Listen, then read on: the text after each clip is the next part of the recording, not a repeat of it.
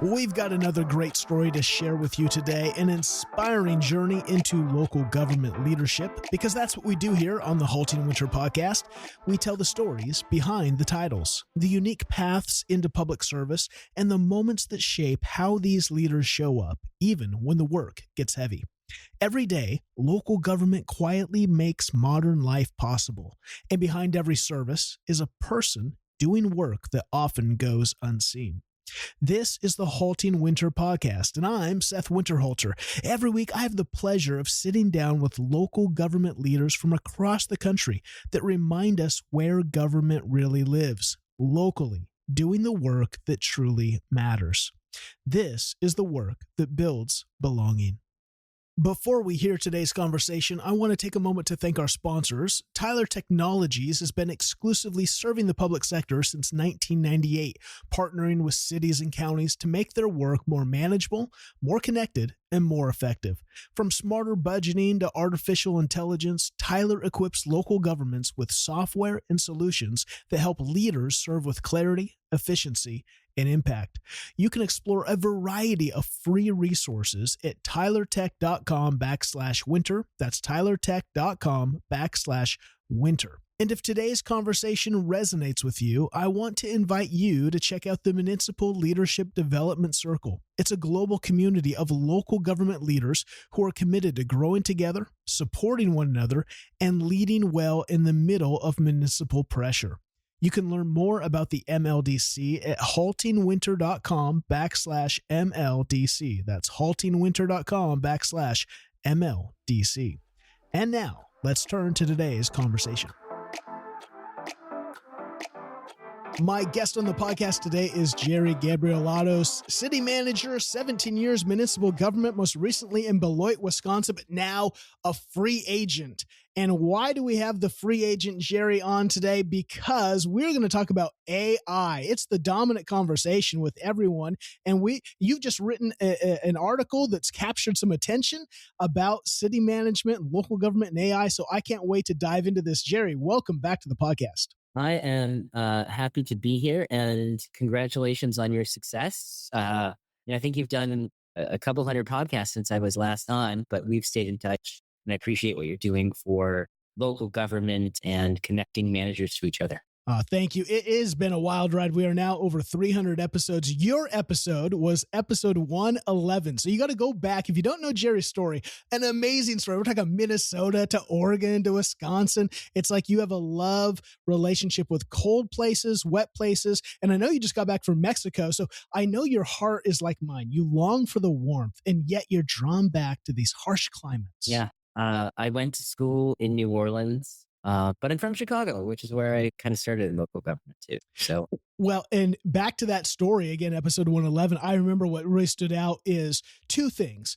First, the second thing you mentioned later is these satellite town halls, which I'm sure we're going to talk about today as we talk about AI and what AI really gives us the opportunities to do. But one of the things that I just love that intro story about Chicago and growing up and getting into government and doing all these knocking on doors and just I was just in Chicago. I flew back to to keynote the Illinois City Management Association, their winter conference. And so I flew in and flew out of Chicago because I want to walk around, go to some watch stores. And as I'm walking, I'm actually thinking about you and just like the corruption of, government in Chicago. To be clear, you didn't draw a straight line between me and corruption, though, right? No, that's right. You were out of the corruption. But we just got to clear that up. That's right. It wasn't your corruption. It was the long history of just the reality of kind of what's gone on in Chicago. And again, it just, but that story, your story was how you knocked on, I can't remember, thousands of doors to do the work back when local government just didn't rely on social media ads, right? And kind of the promotion. So anyway, we're going to get into all this today. I want to talk about the article, and we're going to kind of just walk through and have a discussion on where this came from and what you see is local government continues to figure out what is AI, how do we use it. There's a lot of fear. There's a lot of excitement. And so the title of the article is More AI is More Humanity, leveraging the time AI saves to connect with more people. You start that with this quote. You said, at an ICMA session on AI in 2023, I overheard someone say, I haven't been able to shake this idea. If my staff isn't using AI, I tell them they're wasting taxpayer money. If they're not using AI, then we're just wasting. And now we're in the age of Doge and all these things. What back in 2023 feels like a decade ago. And yeah, it's just a couple years, but what did you feel in that moment? What did you feel? What were you kind of responding to as you heard that? Yeah, I thought his statement was bold. My familiarity with AI then was, dabbling in Chat GPT. I didn't feel then that it was something that we could really lean into. But now, the more that I've used AI and the better that the product has gotten, I agree with what he said. And this poor person, I don't remember who it was. It's something I overheard, but I do think that as I go about pretty much anything, I'm asking Claude or I'm toying around with whatever it is to make whatever I'm working on better. And so weirdly, I had to leave my job, or I left my job to really dive into it and learn more about it.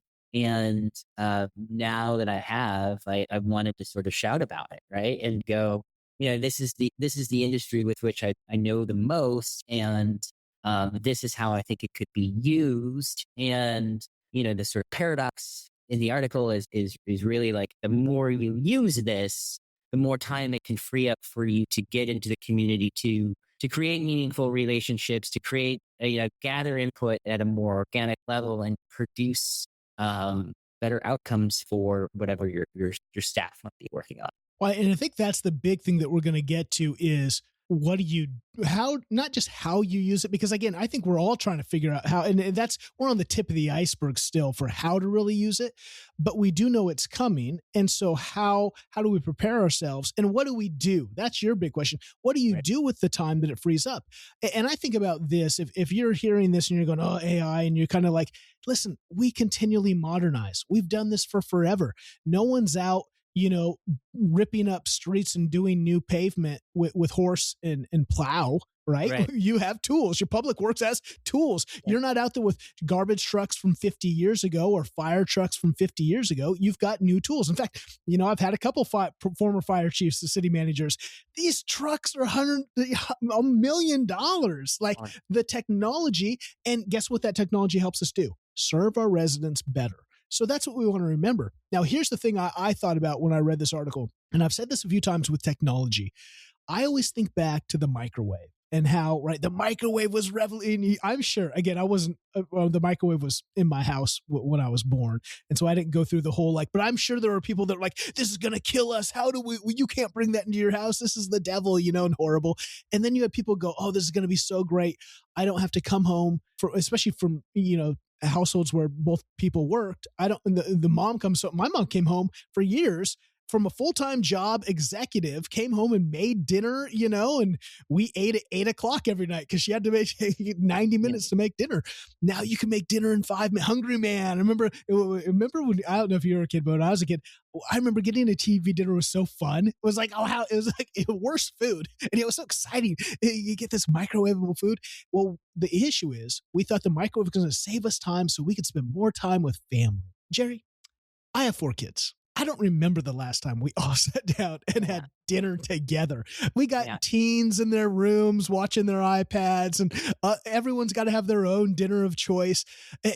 So we have all this technology, but it really hasn't given us this heaven utopia that we thought. We just work harder. We find ourselves to do other things. So that's what I want to talk about is how do we modernize and not just kick the can down the road, but how do we use that for more engagement, to make local government even better, and maybe to bring more to solve some of the issues we have with incivility and people not engaged in local government, have no idea what to do with local government. So where do you want to start? How do we maybe we talk about workforce disruption, because you've written a great secondary article, a tool to talk about workforce disruption. What have you discovered as you've dove into the weeds of how this is going to disrupt? Yeah. So I can't remember. I went through so many drafts of that article and so many drafts of this webpage. So one of the things that I had in it, I was just sort of like, the question is not whether or not we should use AI. It's really the question is how do we reinvest the time that's saved? And that I think is a more interesting question for anybody who's in the profession, which is let's get beyond the fact that you should be using it because you should be using it. Let's make sure that we all agree to some guardrails, which are disclose when you use it. Um, you're still responsible for your own work and don't give it private data, right? I mean, so let's get beyond all that stuff. And there's obviously way more sort of things that you can go into, but we're not going to do that right now. And then really like the meat and potatoes of what I wrote and what I created is how to reinvest the time. Because, the other sort of quote that lingers with me, different conference, was how much time is your staff spending on documents that nobody reads? And so like we're satisfying this procedure that needs to get done, but we're not doing something that people are going to read. And you think about the staff that went to college and grad school to produce some of those documents and just going, well, nobody's looking at this, right? So I just sort of, the part of writing the piece was sort of therapeutic too, because I was sort of frustrated and just going, damn it, I think that we're kind of doing this wrong, or AI provides a need for a course correction. All that said, I don't know that I quite answered your question, but that really is sort of where my head is at as I think about local government and where we can use it. And the other thing, that sort of frustration that was built into the piece that was sort of cathartic for me to get out was local governments are typically the last sector to adopt things, right? We're not known as the innovators, right? And this was really an opportunity to say, let's use the technology to not only produce better products, pardon the redundancy there, but most people I worked with got into local government because they wanted to help people. Yeah. And the best way to do that is to know what they're thinking. And the best way to know what they're thinking is to get into the community, right? So I just think it's sort of an inflection point for local government. I think it's two things. It's getting into the community, which I want to talk with you about what you've done and what you even see. What are the opportunities there? But it's also when the community does come to you, how can you serve them better? Right. Right. I think of this. I talk about this all the time, and how if you asked a regular person, an average person, what picture comes to mind when you think of government, they probably think of Zootopia, the DMV, and the slow sloth, stamping. It's just like it takes forever. No one wants to engage with it.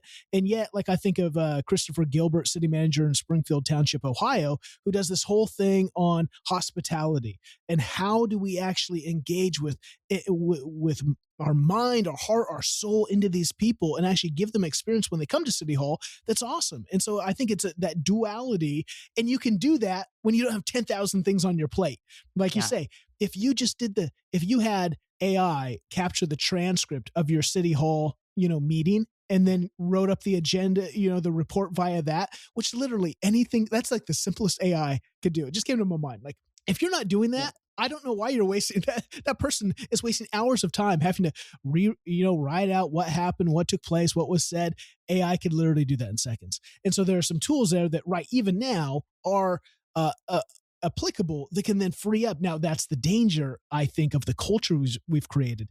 If I don't look busy, I just talked about this in this personal well-being leadership culture thing we're doing. If I don't look busy, people will think I'm not doing my job, and then my job's at risk. And it's like, this is a good time, I think, to strip away some of the baggage that we have about misconception, about the assumptions, and to be able to go, let's do work that really matters. So you're not only in your article, but then it links to this document where you can go and kind of see where are the risks, where do we need to be thinking about how things are going to be updated and roles are going to be, and it's interesting, isn't it? It's not just like we thought when AI came out, it's going to be the lowest on the totem pole. All these low jobs are going to be replaced. Now we're finding out it's going to be the city attorney, all this document kind of stuff. Yeah, that's exactly right. But even from the manager's perspective, right? Like, what a wonderful thing to bounce an idea off of, right? Of just here's what Chad or Claude think. So, in addition to calling those friends in the industry, that we can always go, hey, I need you to just gut check me on this. The AI is there to do that, or to just help map out scenarios to things, right? And I can't remember the last thing I used it for that was work related, but it really is the first draft of pretty much anything you want to do. And then from there, you right size and modify it the same way that you would when you're looking at like what another city does for some policy, and then just scratching out, Shelbyville and putting in Springfield, right? So you say more AI should mean more humanity. Yeah. And we are seeing this in some of the tools. I mean, Zen City has been a sponsor. You got Polko, you've got, I'm sure, Tyler Tech, and all of them have these resources that are helping us. Instead of making the community come to City Hall, it's helping go out and get more data instead of just in maybe a survey, and can do better, probably surveys that are more engaging and more helpful. But it can actually go out. I know, like I remember Zen City, some of their tools go into like, the what's it called, next door, and they're just gleaning information and kind of the pulse of your community everywhere. And that's good. I call that, that maybe that's 2.0. But Yeah. I think you're advocating for something that like a 3.0, actually go out. Like talk about what you've done. You've done satellite town halls, you've knocked on doors, but what do you see? Maybe go into more of that. How can we have connection, belonging, and trust? Yeah. So first on a Zen City note, Ito, I always forget if I say his name incorrectly, but Ito and I spoke not long after I left Beloit, because now I had time to try his next product, which is threefold. And that sort of spurred more of the conversation about how to use AI in local gov. So he's become a friend.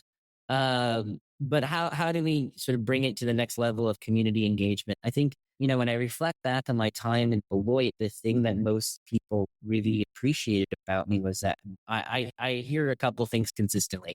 You were always approachable and you were always accessible. And though the way in that, I was a front-facing city manager, but I also think like, well, what could the rest of our staff do? And planning staff is a staff that comes to mind of just like, okay, well, as we're developing a corridor plan or a neighborhood plan, how great it would be for that staff to not just have the open house where we send out the postcard and hope people come, but to build relationships with people along the corridor so that like we know the ins and outs of the businesses and can figure out how it works together best.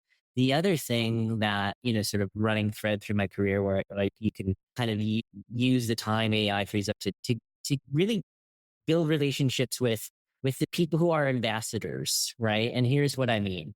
There are certain people within any community that are not elected officials, but they know how things, they are the people to whom all their neighbors go, right? Because it will be like, well, Seth knows City Hall, so I'll just go talk to Seth, right?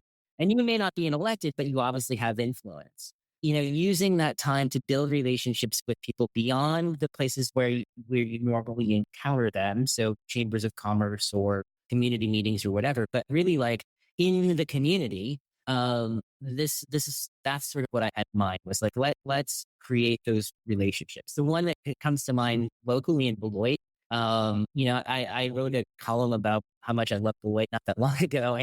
And I highlighted people's names in there. So Tom Moore and Wanda Sloan. These are people who have a ton of influence in the community that I see that people could in any community go out and build that relationship with. They're never going to run for office, but man, do they have influence, right?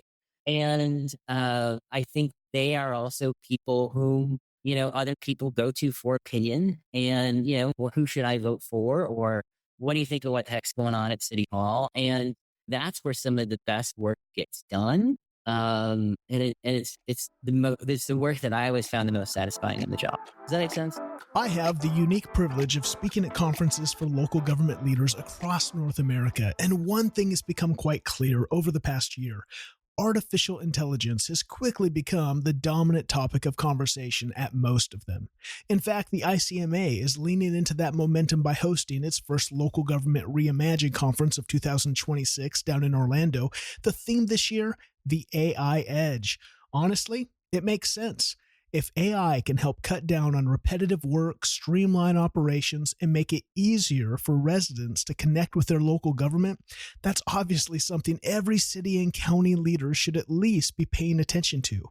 Now, the good news is you don't have to figure it all out on your own. Tyler Technologies has been working with local governments for decades, and they're helping cities and counties take a practical approach to AI, turning the promise of the technology into actual improvements seen in daily operations and resident service. They've also released a brand new ebook. It's called AI for Impact: Proven Results for Government. It walks through real examples of agencies already using AI to strengthen their operations and serve their communities far more effectively. The best part, that ebook is free. You can go to tylertech.com/winter and download it today. That's tylertech.com/winter. Now, back to the conversation. So good, so good. And I think obviously there's levels of going out, satellite town halls, and freeing up whatever it is to your economic development team, actually going out and engaging with businesses besides just a chamber of commerce luncheon or whatnot. But there's also the things like citizen academies. I'm a huge proponent of trying. In fact, we're looking at launching a virtual conference, and that'd be the first session. The first topic is who's doing citizen academies, how are you doing them well, what are the lessons you've learned? Because again, how do you create ambassadors? Maybe you go, I don't know who the ambassadors are, or maybe the few people, and so we'll bring people in, show them what local government's up to, and then they become your raving fans, and boom. But you guess what? The pushback I hear all the time, we don't have time for a citizen academy. Right. Or we did one 18 years ago, and it was okay, but then we got busy. Well, guess what? Here's what are you doing with that time? Because what we're going to do with that time is, I always find whenever you get some slack in your time, you oftentimes fill it with stuff that doesn't matter. Busy work. And again, if AI is supposed to free us from that, like the microwave, are we actually going to use it for good, or is it just going to give us more scroll time for doom scrolling? Yeah, and that's, the other points I make in the article is not, in addition to all the things that you can do externally, there's some things that you can do internally. And that doesn't mean creating more processes and procedures, but it does mean taking on a long-term project that you usually outsource, right? And, one of the frustrations that I had, and maybe this is where I failed in some instances as a manager, was like we were outsourcing some of the work that I thought was the most interesting, right? So our comp plan, or a rewrite of a zoning code, or a neighborhood or a TIF study, or any number of those things, I think any number of staff members would jump at the opportunity to do that. The trouble is they're doing the work that is fairly routine, that can be done by AI. And now I sort of make the argument that, like, think about the bonds that can be created among your team within a department, and then among other departments to sort of to really improve staff morale, improve cohesion, break down silos, all the things that need to happen. And, like if I ever go into city management again, I would imagine that if I floated that to whatever staff it might be, they'd go, oh yeah, we want to be doing that's exactly why I got into this. Right. And, I joked about this with another city manager, and planning always came to mind, but because I'll say this publicly, but in Westland, our planning staff did a whole bunch of work. Right. And land use there in Oregon generally is very sort of controversial, or it's time intensive. I'll say that.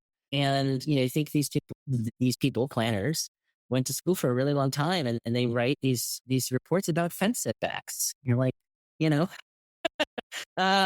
mean, I don't know that it stirs anybody's blood, right? Or I don't know that it gets them out of bed in the morning, right? But those big long-term projects can create that cohesion. They're more motivating. They're exciting work, and they're things that you brag about, right? So that could be the thing. So if you're a city manager, department head, thinking, well, what would I do? Start thinking about, well, what do you farm out? What are you hiring consultants for? Where are you overwhelmed? Maybe that's part of the things that you go, oh, that's right, we could do more of that in house. We've just got again, I've never worked in local government, so you tell me. It just seems like sometimes we just get in the habit and the rhythm of, oh, that work is what we hire consultants for, or that's where we just get in the rhythm of it. Yeah, we do. And I will say though that on the consultant side, and I didn't put this in the article, but I talked to a consultant, and she said, but we are using AI to stay as much on top of our game as possible, so that you still want to farm that stuff out to us, right? So that we still have income. So that's it. It's an exciting time to think about how we do work. Yeah, everyone has to update and change. It is a revolution. I think you have the industrial age changed. You always have these moments in time where it goes, wow, this is a significant change. And I think we're still there's a lot of ideas, and we're still kind of on the cusp of figuring out. But I think it's better to be prepared. It's better those who are fearful and who are anxious about it I think aren't going to be in the place. It's going to be harder for you because you're not ready to have the conversations. You're going to keep kicking the can, and that's where and spending more money. That's back to your original point. If how are we stewarding the money we have? How are we stewarding the resources we have? It's not just money; it's time, and it's also energy. And I think, man, there's local government is amazing, and I'm a huge cheerleader of it. That's why the podcast exists. And but how do we showcase what we can actually do, and how do we get inspired people? I think that's the other thing too, that maybe you would talk to this. And again, we're not young, but there's young people who are who it's kind of like my sons grew up. They don't know a world without the iPhone. They don't know a world without technology. And so if I talk to them and go, oh yeah, when I was a kid, we had to do dial up, and I had to wait for my AOL CD to come in the mail, and then wait for my dad's fax machine would get a call to knock me off the internet. Like uncomprehendable to them.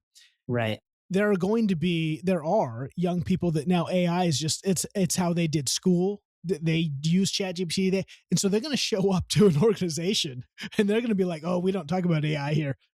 How's that going to work? How are we going to? How are we going to? I think it's part of. We're already there, and if they're already using it, and maybe that's where we can learn is to ask some of these young people. Maybe there's an intern that you go, "Oh, what do we have the intern do?" Maybe have them go around and go, how might we use AI? Why don't you give what you already know and call default an opportunity to look at our structures and our rhythms and help us? Yeah, so part of my answer is I don't know. And here's what I mean. For the people who grew up with I don't know how they're going to learn that it sometimes is incorrect, right? Because you and I can still look at what gets put out and go, actually, you're wrong, right? Or I need to correct this. The danger is, what do you do for somebody who doesn't know any better? That's true. Which I don't know. I am not in that crowd, right? I'm still somebody who reads things and has to proof them and go, okay, like I need to look at that. But yeah, I think that is an exciting project for somebody who's sort of a native to it, right? I mean, one of the things in Beloit, I still live here, is talk to people at the college with some frequency, and that is something that is a topic there of how much they should be using AI. And I hope they lean into it, but they're making sure that the graduates are critical thinkers and can look at AI and with a red pen out and highlight, right? So Or good. markup rather. What do you think too? One of the things you mentioned in the article is not just going out broadly to your community, but using these tools and using yourself to go out into different areas that might have been neglected, minority communities. I think one of the things, it's been news here in Washington. I can't remember if it was a county or something. Anyway, when you called in and when you pressed 2 for the Spanish line, did you hear about this? It's been in the news that it was just an English speaker, basically with a it was still English, but it would like had a Mexican or Spanish like accent to it, which I mean, talk about the most offensive, like dumb thing ever. But it was because they just I guess they said, hey, AI, take the English and turn it into Spanish, and it turned into Spanglish. And so that's where, again, checks have to be made. It's not just going to do what is right. And yet that doesn't mean we just throw it in the trash. There are tools that it can help us engage and serve better to broad communities. The translating part is a point I make in the article, right? And I feel like, and this can be argued, and for people who know better, please correct me, but I do feel like the translating part is pretty good. And so that, allows for governments to be multilingual and to put out things in different languages and not have translation be, we don't have someone on staff who speaks that language as an excuse, right? I mean, like, obviously, I think government should be hiring staff members that can speak multiple languages to serve the community better. But, one of my experiences in Beloit, where 20% of the population is Latino, was that I often felt like we overlooked them. I did everything I could to integrate. But it was a place that I wanted to be sure that we were bringing people, 20% of our population, into the discussion. And I just feel like I think I used some strong language in the article. I think it said it's just not an excuse anymore. And for the things where you have to be sure, like 100% sure that the language is right, emergency notices or whatever. Yeah, yes, of course. But, if you're putting up something pretty routine matter of government or more just informative, like I don't know you're gonna get in trouble. If somebody can correct me if I'm wrong, but I don't know you're gonna get in trouble for missing accent, right? But you could But also, what an opportunity to reach out to the community and say, hey, can someone volunteer to check? We want to do this great service. I think someone would yeah, be excited about that. And again, yeah, that's where I think maybe that's my church background, being a lead pastor. yeah, A church doesn't function without volunteers. It's like all volunteers. And yeah, so it's one of the things of leadership. I just think that your community, if you do cool things that help them see these services and these things and feel community, I think it's one of the things that AI might be able, it's one of the things we all complain about social media. And, I got to listen to comments and the anonymous accounts. It's kind of a negative. Well, what if it can help us do a positive by saying, man, what can we do to serve these other communities that maybe we don't have? yeah. To tie it all together, and I'm going to use some humor here. I remember reading an article in the Times not that long ago that said, like, there's this couple that doesn't speak the same language that came together through Google Translate. Mm, So if love can be found via Google Translate, local government can be solved, yeah. right? We can figure out how to do it.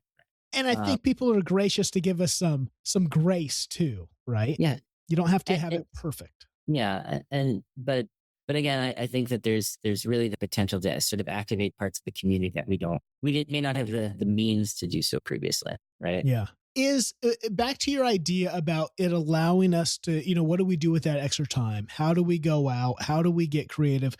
Why do you think, being someone who was in the chair and who's felt the weight, who's felt the pressure, Sure. why do you think most leaders aren't doing it? Is it just because of overwhelm? Is it just because they have no real priorities and just they're just the tyranny of the urgent, everyone's request, and they feel overwhelmed? They're not people. But what do you think? Yeah. So thanks for the question, because this is something that I when I was writing the piece, I thought a more conventional manager might say, well, it's not really my job to get out in the community. That's the job of the elected officials, right? And they're there to gather that input, take it into a strategic plan or budget, and I'm here to sort of execute those items. I first, it's never the way that I've done the job, but I understand that, right? Um, but I think that, it's not very often in communities that I've worked or just familiar with that elected officials are working the campaign the same way that they did when I was growing up in Chicago politics, right? And by the way, all those doors I knocked on, my boss was right there with me. I mean, he was doing the work alongside me. So the reason I say that is to just say that sometimes I feel like the sort of input that we get is through candidate forums that often aren't very well attended, or through, to be blunt, looking at social media and going, well, this seems to be a hot topic. And so where I'm kind of, to tie it all together, is to say that the input that we get, I feel, is either inauthentic or not enough, and not enough. And so, um, all those conversations that I had at Piggly Wiggly or knocking on doors or wherever it might have been, I always say really formed the backbone of my understanding of the community. And moreover, helped me, so they helped me with all that. And then, like, when it would come time to work through something, I had a little bit of street cred, pun intended, to say, well, I've listened to a bunch of people, right? Or a bunch of people came to see me to say whatever it might have been. So, I mean, I understand too that some managers are just not comfortable doing that. I totally get that. And I also understand not wanting to step on the toes of your bosses. Completely understand that. But I also think that for other professions within local government, those are things that can't necessarily be done by a manager or elected. And one of the things that I'll highlight is HR, right? So hear me out on this. This is what was I bet my I bet that a fair amount of time, or maybe the most emotionally consuming parts of the job for any manager are some of the HR issues that come up, right? So how do you solve that one? You probably can't ever totally solve it, but are we finding staff and we're retaining staff that is top notch, right? And, I think about the ways that local governments recruit, and they do all the sorts of conventional things, but I have worked with some really stellar people who or have connections within the communities or the local colleges or whatever, not through the job fair that they attended one time, but through the relationship that they built over a period of years where the, community college instructor is going, you know what? I know Seth. He works really well in this field. You really need to talk to Seth. Why don't you go work for Seth? Right. I mean, that is the great thing. Right. And then to tie it back to the sort of workplace satisfaction part, I always loved when people from a certain department recruited other people to work in the department, right? Because it's just like, you like working there so much that you recruited your friends to work there. And why did you like working there? Because you're working on things that matter, because, you get along as a team, whatever it might be. But, that sort of staffing part of something is really something that has been a core component. Oh, let me rephrase, has been a larger component of the manager's work since COVID, right? I think pre-COVID, maybe I didn't think about it as much. Post-COVID, like, people flip jobs more often. They're not literally in the office as often. It's harder to find people, all those sorts of things. So kind of pivoted a little bit from what you may ask. But so I would say that, like, yeah, the manager may not be comfortable getting out there, but they'll figure that out with the electeds. But I think too, like, it could be just as beneficial if other members of the team are sort of out in the community. They don't have to be necessarily up in front of speaking in front of people, but, like, they're a known quantity within the community, and, like, oh, people think I should go work there because Seth works there, right? Whatever. I want to take a quick moment to pause here, because there's something I hear over and over again as I talk to local government leaders from across the country. The work can often feel heavy. The expectations are high, and most days it can feel like you're carrying all that weight alone. That's why I created the Municipal Leadership Development Circle, or what we call the MLDC. The MLDC is a community of local government leaders from across North America who are committed to growing together, supporting one another, and leading well in the middle of significant pressure, not just in theory, but in day-to-day practice. It's a place to think clearly, learn from others who truly understand your unique context and work, and to be reminded that you're not the only one navigating these unique challenges. If you're looking for connection, perspective, and a steady place to keep developing as a leader, I'd love for you to learn more. You can find details at HaltingWinter.com/MLDC. That's HaltingWinter.com/MLDC. Now, let's get back to the conversation.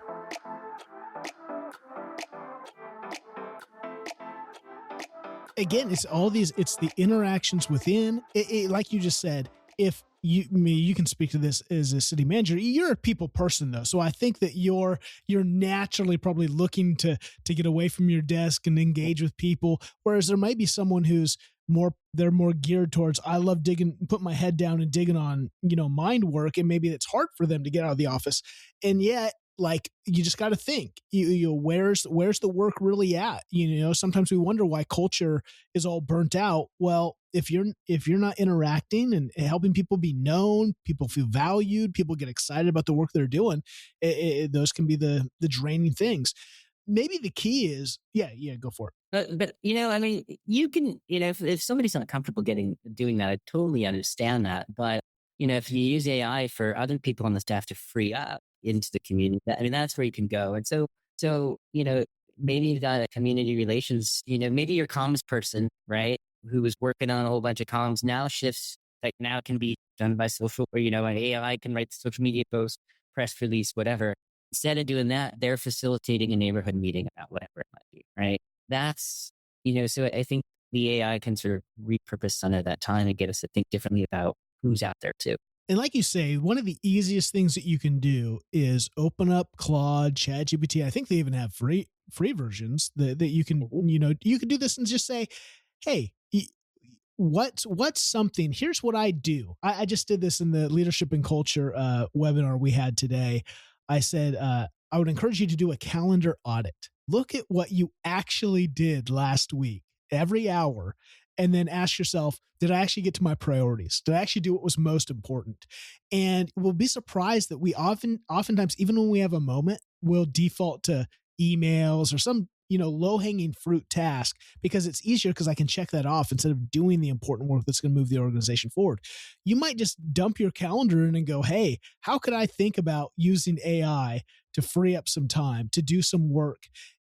Or maybe you could ask it, you can say, this is what I don't like doing, a part of my work, because we all have elements of our job we don't like. Dump that in there and go, is there any way you could help me with this? How could you make me more effective to get some of this off my plate? It's a great, like you said, it's a great tool just to have conversation outside of in between your ears to see some different perspective. And then not only can you say, how can it help you maybe reduce some tasks, but then for some ideas. Hey, we're having an issue getting out to this part of our population or getting our people even engaged. What ideas do you have? Right. And again, this is where, like, I think of Sam Tolles and his whole social media, his whole take is stop just hiring one awesome person and get everyone, especially your young people who are on TikTok, who are on social media all the time, get them to be a part of it. And that gets them excited about working for it. It gets people excited about what it's doing. So yeah, there's a lot of really cool ways, and they're not all just to encourage people listening.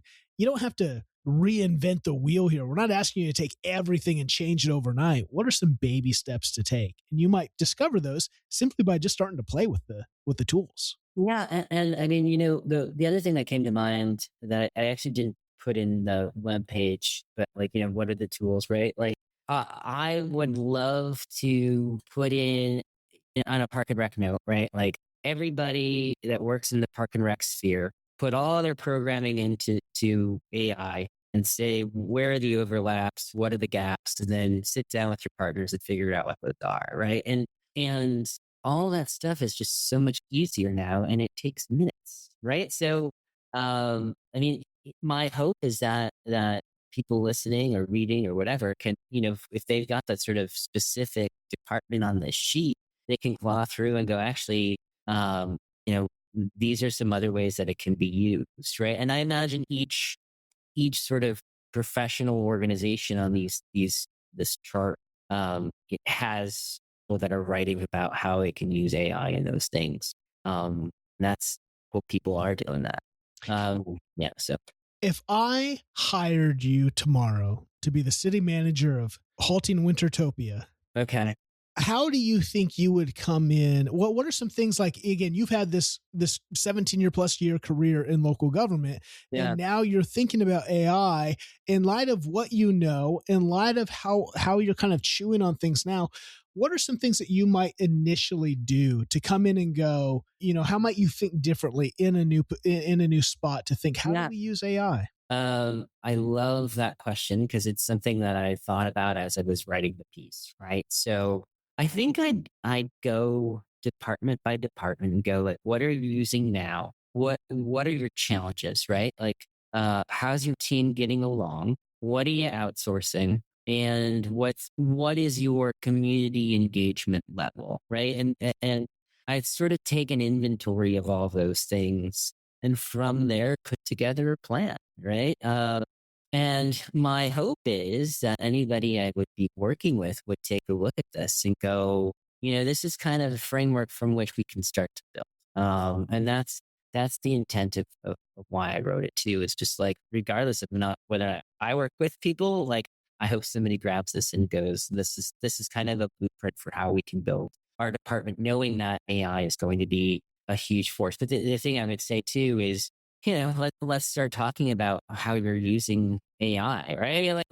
Let's be sure that you are using it. Cause I do, I'm not quite an evangelist or anything like that, but I do subscribe to the ideology that anonymous city manager who lives not in infamy, but in fame, for saying that, sort of, if we're not using it, we're wasting taxpayer money. Cause like, there are better ways to do, and that's the way I would sort of look at it. And then, from there, sort of go, how are we engaging our communities of color? Are we talking to everybody in town that speaks a language other than English? And, are the products that we're putting out really designed or made from intense community input, right? That's probably what I do in HaltingWinter Utopia. And make sure we had a good baseball team too. So things like that. I think that's where I start, because I just think that it's such an interesting time to be doing any type of work, and the paths of this open are really infinite. And now, like on an AI broader thing, I mean, I do understand that some jobs I think will go away, but I do think that so many more jobs will be created because, I mean, as I was writing this and talking to you about it or whatever, there's, for every one question we might have answered, there's 10 more that we now have. And you're going to need people to answer those questions. Everything's going to get more sophisticated. So it's a pretty cool time. I like it a lot. I think we have to remember that humanity has gone through many disruptive ages, and we don't look back and, it looks like where we're sitting in 2026, we're living pretty good, right? We've never had more convenience, more comforts in our life. And no one looks back and goes, gosh, man, the industrial age was the worst thing that's ever happened. Like, Right. now you might look at it for some other reasons that it's maybe created, but no one on average, like we adapt. And I think what your big point is, and what I resonated the most with, is this idea, even in the title, like the more AI, the more humanity. I think the more we can get back to humanity and human functioning. And I think that's one of the things maybe it's why I'm so passionate about local gov, is because I always feel like you're most passionate about a negative, right? When you see a negative that needs to be righted in the world, that's how you become really passionate. People aren't usually passionate about just rights. And what I mean by that is this: I see that civilization, especially in first world countries, has fragmented, there's the word, into very individualized living. We are not doing community anymore. We come home, we park in our garage, the garage goes down, we hang out in our backyards, which are fully fenced. We have no idea who anyone is.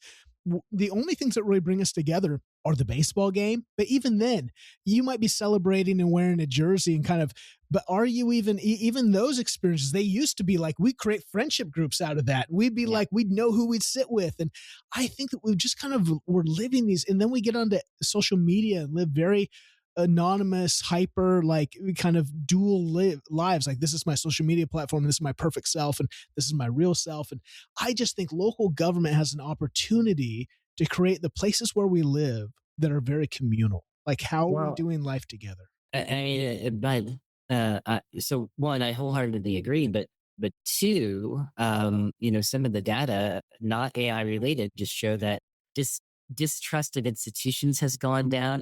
But more than that, Seth, this is we're not going to solve this during this podcast, but distrust of our neighbors is higher than ever. And that is a problem, right? I can't solve that. That is beyond my scope. But the other thing that you said about sort of negative things sort of being rallying points. I had to Google the name of the author, but from 1927, The Public and Its Problems, John Dewey, just said negative externalities are what cause people to get together. And, anybody listening to this, I'm sure, can empathize, right? It's the land use, it's the crime, it's whatever it is, but that rallies the community more than anything else, right?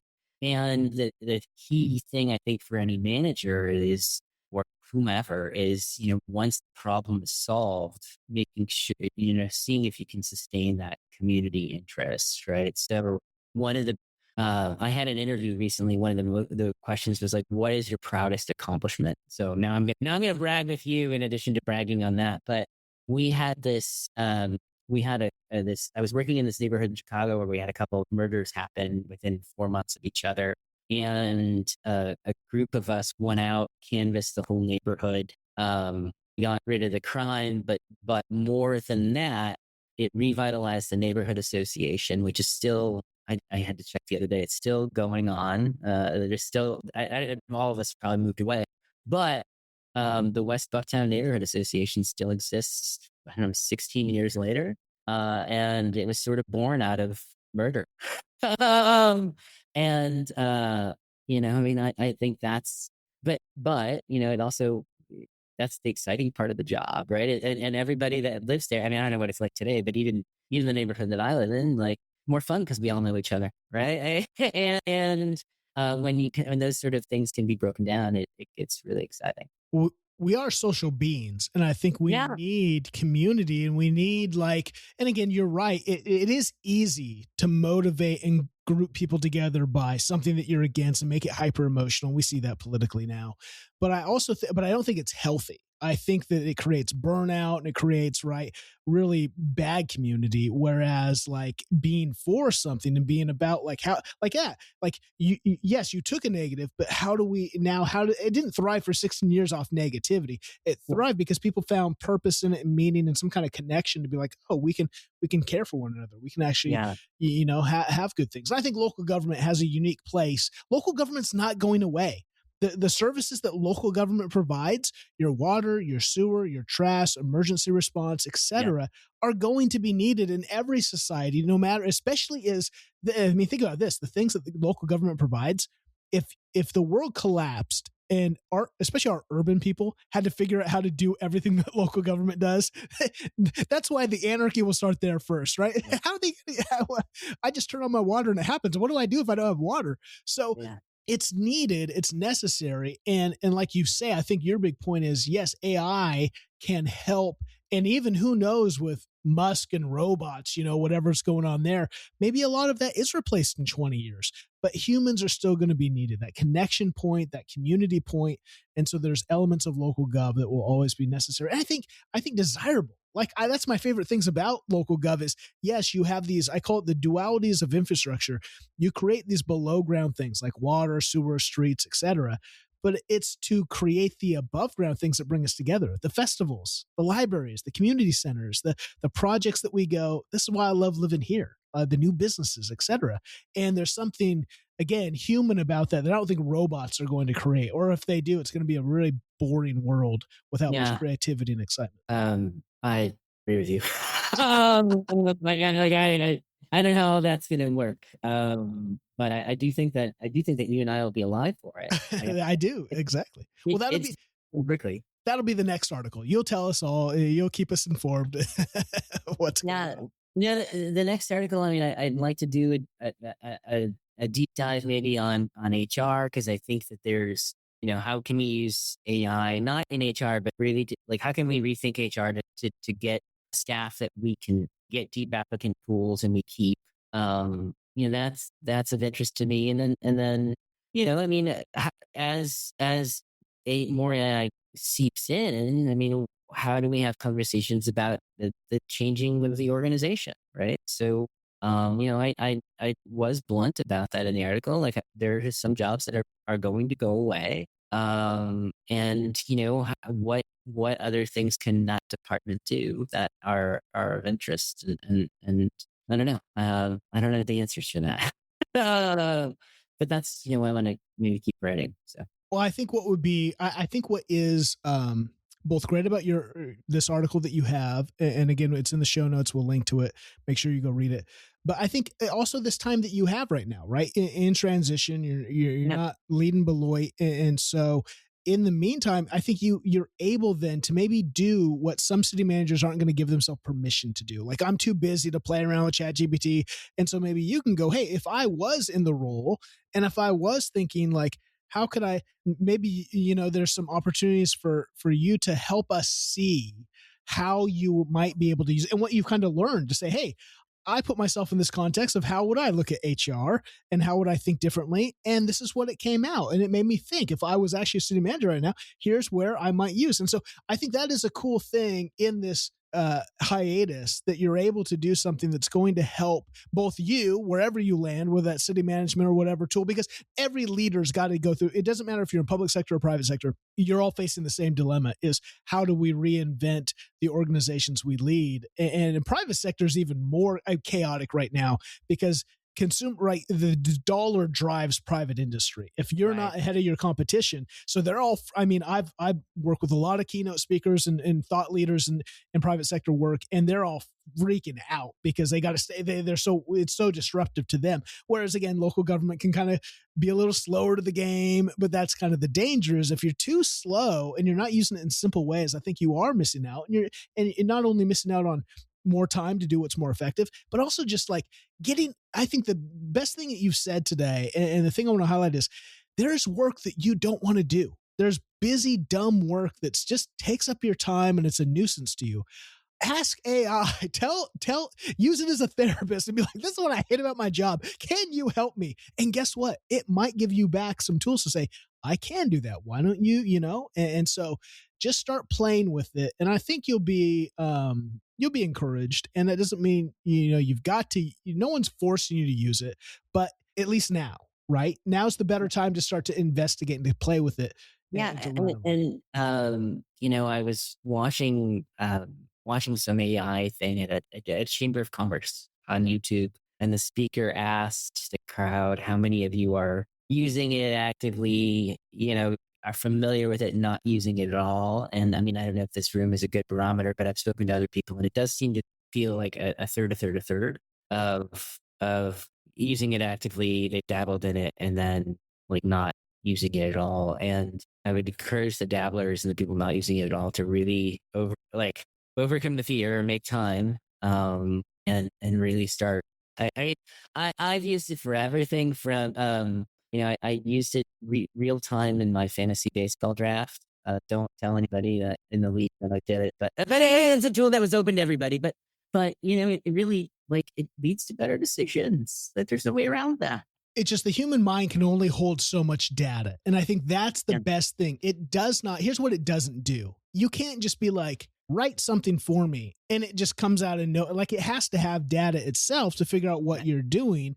And so you still have to have conversation with it and give it frameworks but it takes so much, you shouldn't be having to write first drafts of stuff. You can tell it and it can write a first draft and you can go, oh man, that totally, and people don't realize how much time I think is spent in that process of initial create, where am I going? What am I doing here? And it can save you so much time, I think, just to keep your thoughts in order and to give you some perspective that you might be missing. And it's more patient than other humans. So here's what I mean. So I used to go back and forth with people I worked with in different cities, particularly on when I would write an article or a column or whatever it would be. I'd go back and forth with them quite a bit. And like the web page that I created as part of this, I couldn't tell you how many iterations it went through. I do have the first version of it.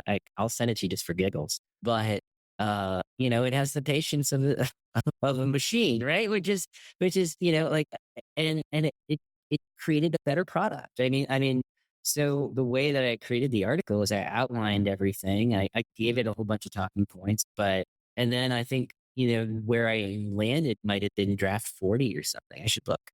And then the web page was first created, I just looked the other day, February 25th. And I couldn't tell you how many, I will send you the first iteration because it just is drastically different. But it will, the patience of your coworkers won't be tested.